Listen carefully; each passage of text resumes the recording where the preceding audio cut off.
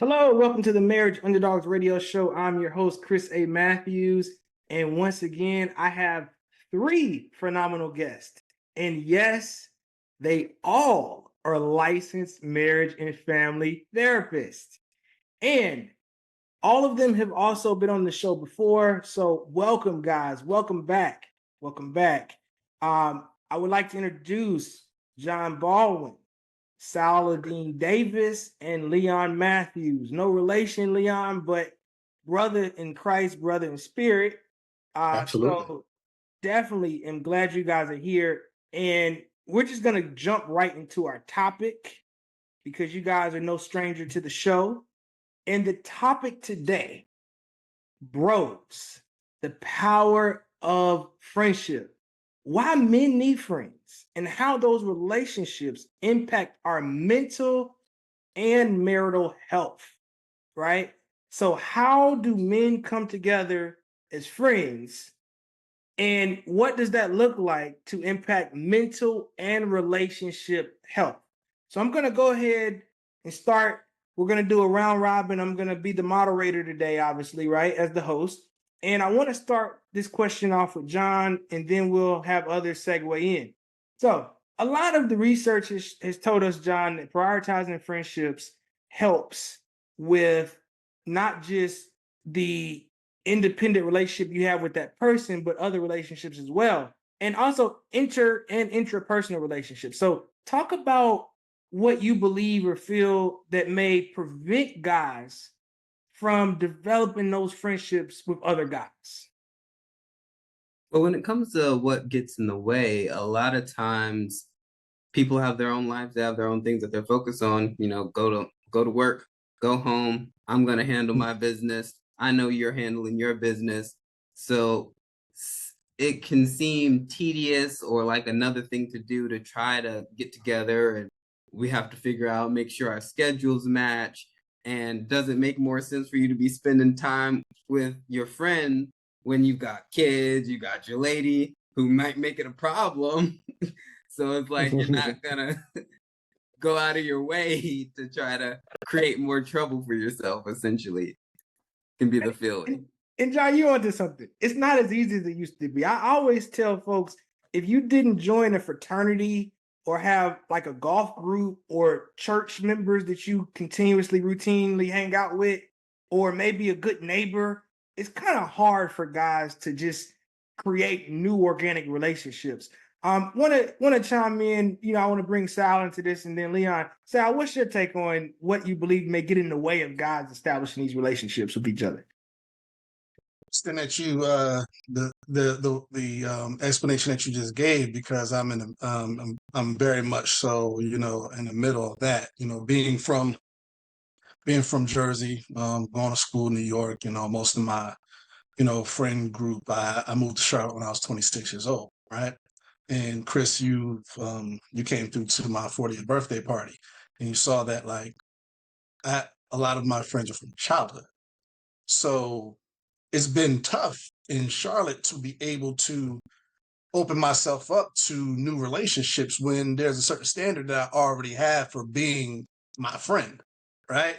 Some of those standards are trauma based, but a lot of those I've already built and maintained decades long relationships, like 30 years. And it's hard to allow somebody else in to be able to fit into this space where I have all these other people who have, for lack of better terms, proven themselves to be a good friend. So sometimes it's just hard for me to be able to even open up the space for somebody to come into this established realm that I've created for myself. So that could be one of the things, but one of the things that I see more consistently, honestly, is just it's hard to be vulnerable enough to let people in, right? For men in particular, I think that we've been socialized, Black men definitely been socialized to look at a lot of things that do build relationships as, things that are not so manly, not so masculine. And So it becomes a little bit more difficult for us at times to be able to open ourselves up to just say, hey, man, I just want to kick it at the crib, like without a sporting event being attached to Yeah, it. yeah. Or, And Sal, hey, I just want this. well, Sal, if we just go back to your original point, right? Like so Charlotte has a lot of transplants. Most people that are in Charlotte aren't from Charlotte. I'm one of the few natives. Matter of fact, I want to say John and I are two rarities. We don't find too many people from the area. So, And Sal, you talk I'm about a native with an asterisk because I was born in Brooklyn, but I was raised here. see, once again, I guess I'm the only one on the call that's actually born in Charlotte, North Carolina, and living here, right? So, Sal, you talked about coming from a new city, or coming to a new city, and then having older, established friendships, the proven peace, the vulnerability, and another thing is, it's really hard to kind of like get past that Drake song, "No New Friends," right? Leon, what's your take on what you believe may get in the way of men being able to establish new friendships? Well, I certainly echo everything that has been said thus far. I would add, we are, I like the fact that Sal went to socialization, conditioning, if you will. And that is, we're always set up in this feeling of we're in the arena with the other males. We're in the arena. And by being in the arena, sometimes we can't, of course, show any vulnerability. It has to be dog eat dog. I have to be in a position to take that one out and him not take me out. And this inherent feeling of I'm on guard with men is always there. And especially when you are a transplant, you find yourself saying, if I get to know this person, in any way, shape, or form, and I bring my family to them, and they bring their family to me. Speaking of a man who's been married, who is married, and so it's kind of that thing. I come with the package, and can I open up my package to your package? Is a scary thing, and no one really wants, and men really don't want to do that. It's like, hey, if my wife does it, she brings a female friend to the house, or we get out and do dinner or whatever, then I'll go along. But I'm not going to go out there and try to create this relationship that could go wrong based on, I already have this fear of men having a relationship with men to start with. And then here I am out having this relationship and it goes wrong. And now my wife's looking at me like, or my partner's looking at me like, hey, why did you do that? And so why did you invite trouble into our house? Bingo. Bingo. Leon, I'm gonna be candid with you, right? Like, I had that experience. It was a good friend of mine for almost a decade. He crossed a line or a boundary that led to the dissolve of the friendship, and I was hurt. I hurt every day. I grieved that relationship every day, but I knew it couldn't be sustained because I had to protect myself and my family.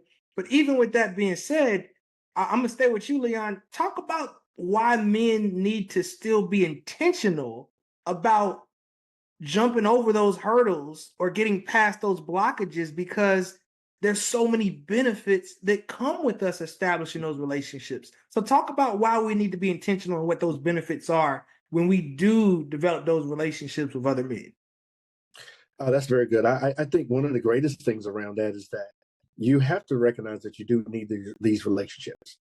And they're not always going to be those relationships that we have defined as when we were teenagers, high schoolers, and or in college we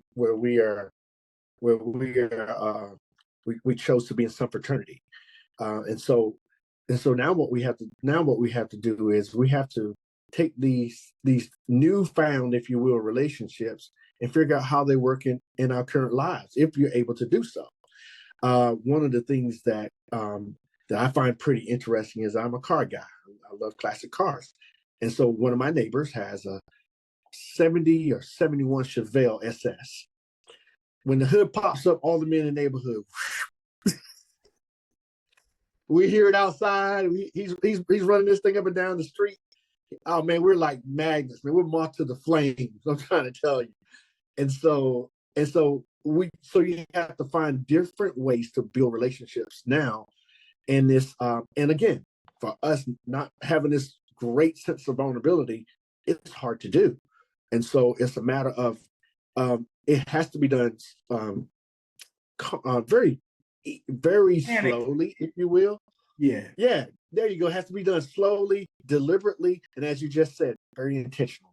And I'm glad that you discussed commonality just now, right? And you spoke on how you can identify common interests that pull you together.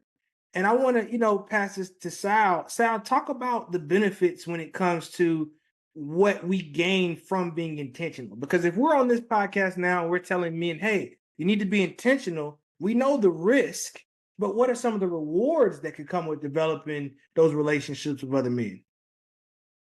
Yeah, safe spaces.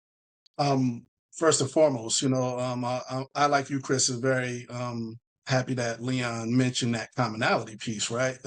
You and I, of course, we, through therapy, all of us have a commonality there. But Chris and I have a sports thing that we talk about sports a lot, and I ran track and I coach track, and Chris's kids run track, and we bond over that, and it creates this space where you can now develop something, a closeness with each other that creates a little bit more, safer of a space that I feel comfortable talking to you about and pushing that envelope a little bit more forward. So having a safer space where you feel like you can talk to somebody with, having somebody or a group of people as a go-to to actually get away at times from your everyday grind of what's going on in life and let off some steam and, laugh a little bit and recharge your batteries, right? Because we have our families, we have our work, and sometimes we need to recharge our batteries from both of those arenas, right? So those are the first two things I really think of, is like being able to create a safe space with another man that is similar to you, that you trust,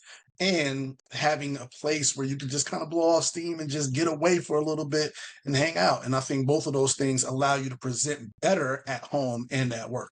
And you're onto something, Sal, because when we look at research done by the University of Oxford, and the study indicated that men who are able to have stronger friendships also have better overall health, lower blood pressure, lower risk of cardiovascular disease. And I believe it plays into the sense of feeling safe. When you have that safe group, you're not always on edge. You're not always looking behind your shoulder. John, continue on. What do you believe some of the benefits are that you might have seen yourself or from clients you work with as they develop newfound relationships and friendships outside of just their intimate relationship? Well, one of the benefits, one of the reasons why you feel safe is because we're designed to be in relationship with other people. And so when we have other people around who we are able to regulate with, who are able to let our guards down with, communicate with, it prevents us from feeling alone and isolated and out, like we're the only ones struggling.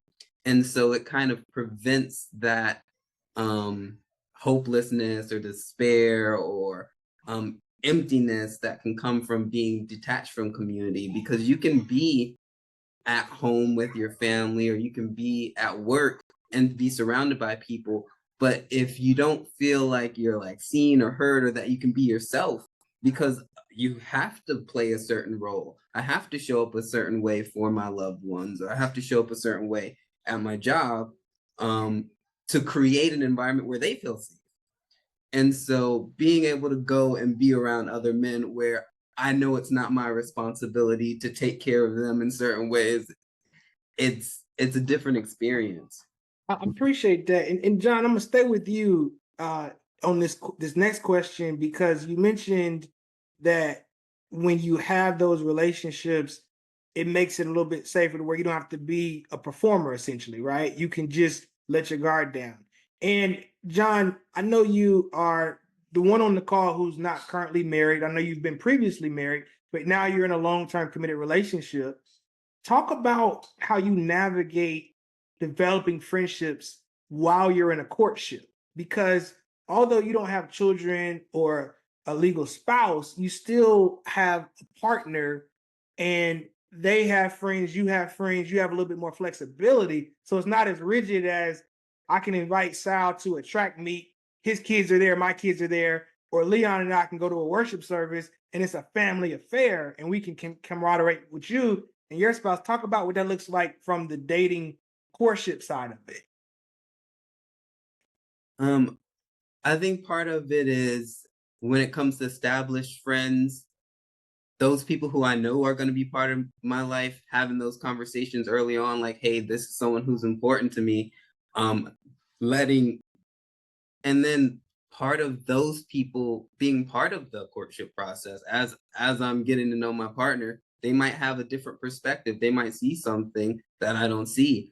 And it could spark a meaningful conversation. And seeing how they interact with the people who I care about, who I already know and have connections to, can give me more information about the relationship as well. I'll also say that when it comes to new people, I'm similar to if you have a family, I'm gonna try to build a relationship, get an idea of the person, fill them out before I bring them around people who are close to me. I want to scout them out and know that, for one, they have similar values, they have something to lose or something that they're caring about protecting, because if they don't value themselves or their lives, then I can't trust them around mine. I appreciate that perspective because you gave great insight for those that are courting or dating. When you involve your partner into the process of mingling and meeting your friends, it's demonstrating two things. The partner sees that you take them serious enough to want to meet their friends. And then the second part is the friends are able to give you some blind spot coverage as you are dating a new person, because you have that honeymoon phase where they can't do any wrong, but the friend can be like, hey, bro, she's a little bit controlling. You used to go hooping every Friday, but now you've been with her. We ain't seen you at the court in 3 months. What's going on? Right? So I like how you integrated how it can help in the relationship, and the relationship can help the friends as well. Sal, as we transition to you, talk about what it looks like being married, and also mention years married, children, just for context purposes, and how you can approach establishing newer relationships or maintaining the current relationships while also sustaining your presence within your family. Gotcha. So for context, I've been married for 9 years. Have 3 children, 1 adult child, 26, and then an 8-year-old and a 4-year-old. But my wife and I have known each other since we were freshmen in high school. We dated in high school and early on in college. So there's a long-standing like she knows my friends because she was there, right? So my situation may be different from many others, right? We just came from New Jersey celebrating one of our friends since I was 12 years old, right? Like, so that may be different than others, but there also was gaps in the relationship where I developed new relationships. I went to school in New York, she went to school in Atlanta. So there's a whole group of friends from college that she had to be introduced to whenever it came about, right?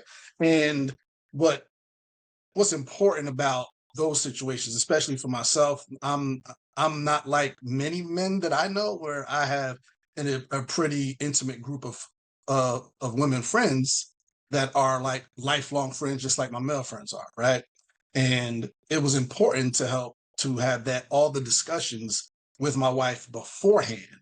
It was important to help my wife understand my relationship with all of my friends, and like individually beforehand, so that there was an understanding of what that interaction looked like once we actually got together, right? Once we came together, they all knew her, whether they met her or not. I talk about her enough that they knew her well, but she didn't know them, and it was important to help for her to understand my intimate relationship with each one of them, so that when she saw me and she saw us interact, that there was context with those relationships, and also for myself as an understanding of where she stood with it, particularly with my female friends, that I made sure that I respected her when I spent time with them, right? So the hugs might not be as tight. Right? You might not, I might have, when I was, got out of college, I would go to my homegirl house after going to the club and just fall asleep in her basement. That might not be acceptable anymore. Right? So it's really having the conversations up front so that you can jump out in front of as many things that you possibly can to have, so that you make sure that you're respecting not only your relationship with your wife, but also your relationship with your friends. I'm glad that you put that in the mix, because I take a rigid approach with that. When my wife and I got together over 18 years ago, what attracted me to her is the fact that she didn't have any male friends. And I did a good job of dissolving my female friendships out of respect for my wife. And at the time, I just didn't have the emotional maturity I have now to even accept a woman that had men friends. But for you to acknowledge that the boundaries were set forth and you had to communicate and present that to your wife so she could make the choice to proceed in the relationship, because a lot of men will not have that upfront conversation during the courtship, and they will impose that upon the partner they're dating or the one they're going to marry. And it's, hey, these are my female friends, or these are my friends, accept it. And I was told when I got married, marriage is like two businesses merging, right? You have to fire and then rehire. So you fire all your friends, but you rehire them together. Not necessarily you fire like you don't deal with them anymore, but there has to be an introductory process, because if marriage is two people becoming one, then yet my wife's friends aren't necessarily my friends, meaning she has those independent relationships still. But if there's a time of need or illness, I can contact them for family support and vice versa. So it's still a communal tribal approach, but we have strict, clear boundaries. Leon, talk about how you and your wife navigate friendships and how you as a man can lean on these friendships and how they may supplement or support your family and your relationship with your wife. Oh wow, that's a good question, Chris. I think the best way to approach this is from the back end first, and that is how I kind of use the friendships to kind of to bring out the best of all of us, both of us rather. My wife and I, fortunately, we've had our opportunity to be married for 31 years, and during such time, we have had a myriad of different friends over that time frame.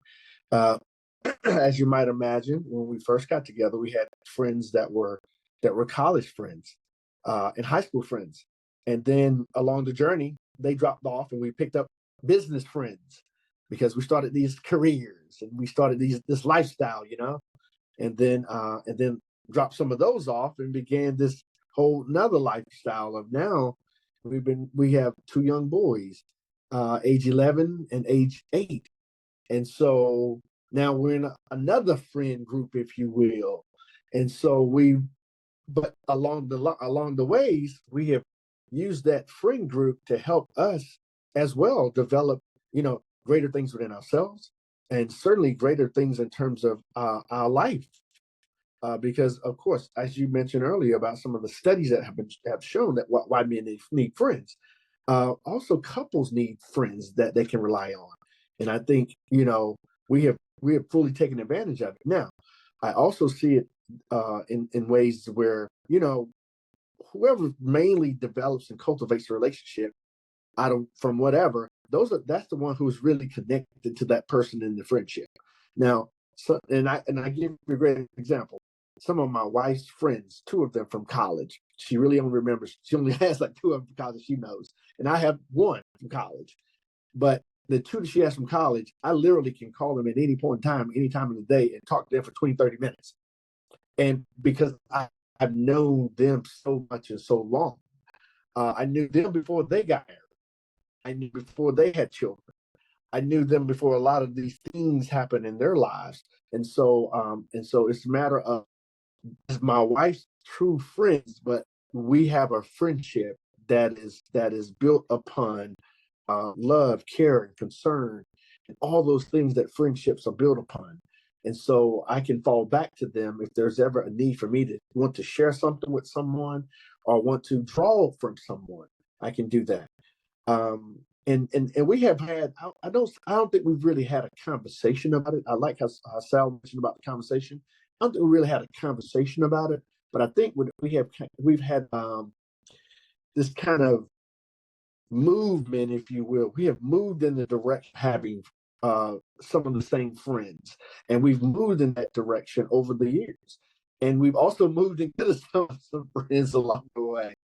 And oh, we lost Leon. I think he may come back on. I know the signal was weak. But what I was gonna do, I was gonna ask John while we wait on Leon to get back. Leon made a great point. He talked about how it was a communal effort. He can reach out to his wife's friends, but the initial friendship, which was introduced by that partner. Hey, Leon, we got you back. I was Yeah. highlighting what you said in how you can have conversation with your wife's friends, but there's still an understanding if your wife initiate that friendship, that's still her friend.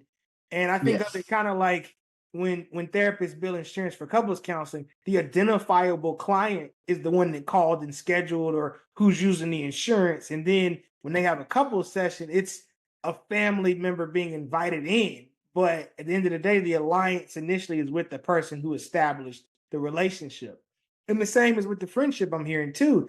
And another piece as well, and I want to tailor this question to John. Talk about how friendships have been supportive for you when it comes to navigating conflicts that may arise in your intimate relationship. And what do those boundaries look like? Yeah, when it comes to friendships, when navigating conflict in relationship, I'd say that's something I'm careful about. Um, there aren't many friends who I would bring a relationship conflict to, um, because a lot of times your friends are more likely to side with you, even if they are an objective ear.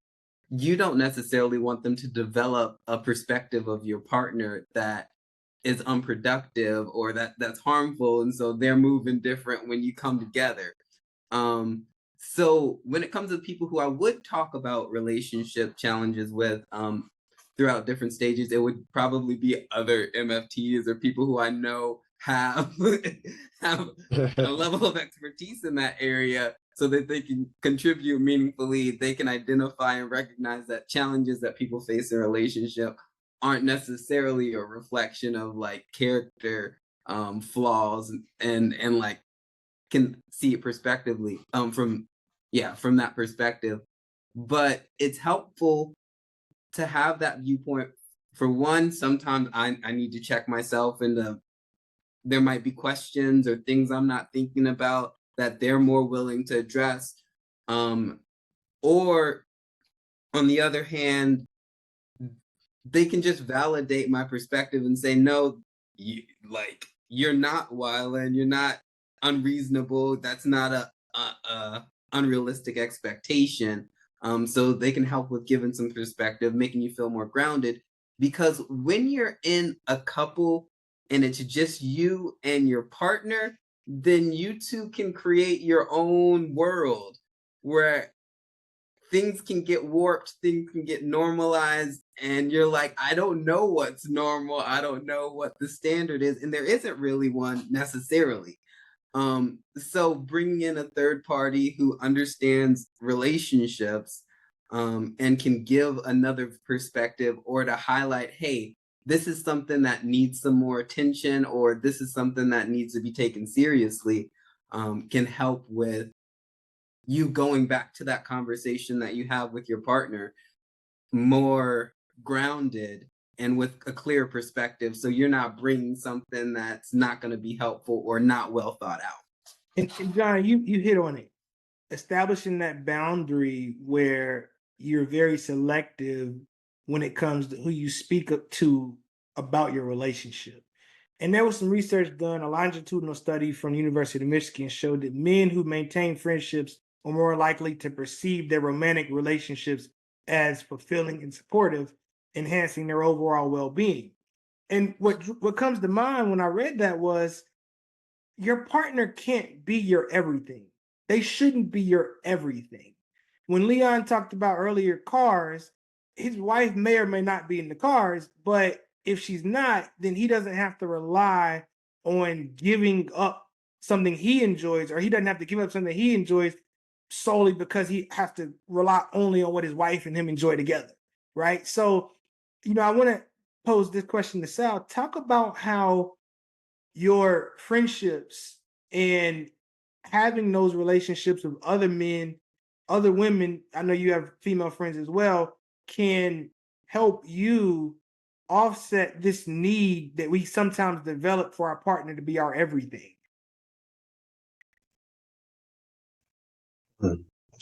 So I mean, for me, that's the glaring part of it is, again, I'm a big sports guy. My wife is not, right? So if that example that you gave, where it's like I needed to, I need to give it up if it's something that we don't do together, I will miss a huge part of my life, right? Like that's a big part of my life about who I am, about how I got here, everything, right? So that's one like glaring thing that I could think of right there, is that those relationships and those that I've built up after playing high school football. Those are some of my best friends. The guys I played football with in college are still some of my best friends. And of course, we build and still build bonds over sports, right? And that's one thing in particular that my wife and I don't share in many ways at all. Like she is not watching football on Sunday with me. She's not. Right. So it's one of those things that for everybody might have something like that. Like for Leon and his wife, and maybe him, for Leon, and maybe his cars. But you're gonna have something like that that might be important to you, that you don't necessarily share with your spouse, and to be able to have people that you can bond with in that space. It goes back to being able to feel fulfilled, feeling that you have some type of autonomy. Like I know I've talked to a lot of couples about learning and understanding interdependency, right? And part of that about learning it about you got to get steps first. And part of that is really being able to be comfortable being independent first, right? And that's part of keeping some of your independency, is like, this is what I like, this is what I do, this is a hobby, and I'm going to keep this and help this build me. And now that building helps me present better for my wife, right? So having that relationship with my friends in this space where I don't necessarily share this with my wife is not taking anything away from my relationship. It's actually helping build it, because it's helping build me. And I like what you're describing, because it's reducing resentment or the chances thereof, right? Because if John's wife was like, you can't look at cars, or if your wife was like, no sports, it's like a part of you that's being taken away. And at that point, it's now resentment. And there's a book I just finished reading called The Black Belt Husband. And it's an LMFT who wrote the book. And one of the things he talks about in being a black belt husband, he says a story. He tells a story about how a guy was he flew planes. He was a pilot on the side. He liked to fly planes. And when he got married and had a child, his wife was like, no more flying planes. It's too risky. It's too dangerous. And their marriage went through a really tough season. And the therapist helped dive deep and realize that there was so much resentment he had fostered and built up, because that pilots group he was a part of had camaraderie, socialization. It wasn't just to fly in the planes. It was something he enjoyed. And then in the therapy session, the therapist helped create a safe space for him to then go back to flying planes, and that resentment dissolved as well.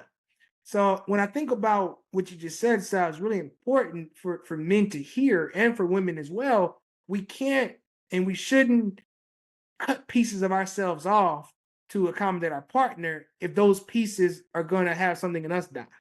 Leon, talk about how, as a spouse, as a husband, as a father, you navigate the sustainment of friendships, and these friendships that may not always include family. What does that look like? That's a very good point to bring up, Chris. But I do want to get in trouble right quick. Can I get in trouble right quick? That is this. No, you good. I am, and you and I had talked about this at length over meals. We've broken bread and talked about this. I'm not a big proponent of happy wife, happy life. Never have been, never will be. Why should one person in a relationship be happy? And there are times where women will put on their husbands, I don't want you to do something because it makes me happy when you don't do it. But then the man is not happy if he doesn't do it. And so I was great that Sal brought up the sports thing, because that's a part of who he is as an individual. And so a lot of men that claim that this happy wife, happy life thing happens in their relationships, they really get rid of a portion of who they are, and they lose themselves in happiness. And then they have to triangulate with something or someone else or some other couple in order to bring some happiness back. And so that begets a problem too. But that's another topic. But I wanted to say that just to get a little bit relevant. No, Leon, that was very relevant. I'm glad you took time to say that, because in therapy and counseling, we're slowing the couples down and helping them process and put in the appropriate buckets and differentiate between what's a disrespectful behavior, right? Like if a partner used to enjoy going to the strip club and then they get married or they've changed their ways, and then the spouse is like, hey, when you go and demean women and throw money at them and have them touch all over you, I'm offended by that. And if he goes, well, that's just who I am, you should have accepted that, right? Well, that's something you want to talk about in the courtship phase, right? Like, absolutely. So I mean, I definitely understand. I know that was like a real drastic example, but yeah. It's really about the person not feeling secure. Like I have a colleague, I was just hanging out with him the other day, and he's a really good billiards player. And I was like, hey, man, you should get on this billiards league. They have great payouts for competitions. He said, man, my wife ain't gonna let me do that. I was like, well, why not? Well, anytime I'm away from her, it's a problem. And he said it really jovial, but then a part of me hurt hearing it. I was like, man. The LMFT, and you heard that. Yeah. I was like, what do you like? Yeah. It hurt. But I know we're coming up on time. So I just want to make sure that you guys get the last words, right? So I'm gonna start with Leon again and go to Sal and John. Just put a recap or a closure on what we've talked about today. And just for the side note, guys, that are listening, every single one of these brothers' profiles, information, contact information will be in the show notes. We also do a transcription of the entire show on each platform. So if you're on Apple Podcasts or Spotify, they enable us to give a link to the transcription as well. But we'll definitely make sure everyone's contacts in the show note, because I know all three of these brothers, including myself, are taking new clients on. But we'll start with Leon, go to Sal, then end with John. Just a recap. One last point you want to kind of make on the topic as we conclude for the day. Well, Chris, I do want to answer your question, and I'll wrap it up this way. Navigating and sustaining friendships on my own and within my relationship, I think this is a great opportunity to do just that. To hang out in this venue and in other venues with the three of you guys is a great opportunity for me to have a little bit more of that, those friendships and those relationships that have opportunity to grow outside of this, outside of having it with your spouse or with your partner, and to be able then to also to sustain it by yourself. I think this is a great opportunity to do so, and this also, it helps build some of that, not just professional, but I consider it the social network as well, part of my own social network. And so, with that being said, I hand it off to the next person. Appreciate that, Leon. So what I would say is that building and sustaining friendships is self-care. Self-care is not like this idea of going to the spa, getting massages and all like that. That can be a part of it, right? But we really misunderstand what that idea of self-care really looks like. So it's in your relationship, it's your job to make sure that you are keeping yourself healthy, not just, physically what you eat and what you do physically, but how you take care of yourself socially, mentally, psychologically, and building really good friendships with people that you trust, that trust you, that have your best interests at heart, is an amazing form of self-care that will pay dividends as your life goes on. And that's a huge reason why you want to be intentional about it.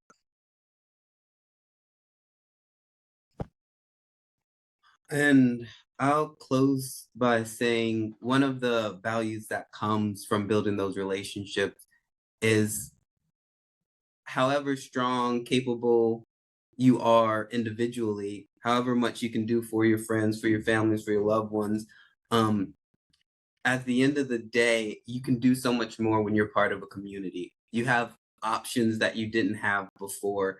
You can aim higher because what you can achieve alone is a lot less than what you can achieve when you're part of a group. And that's for a variety of reasons. But the main thing is you can't do anything if you're not well.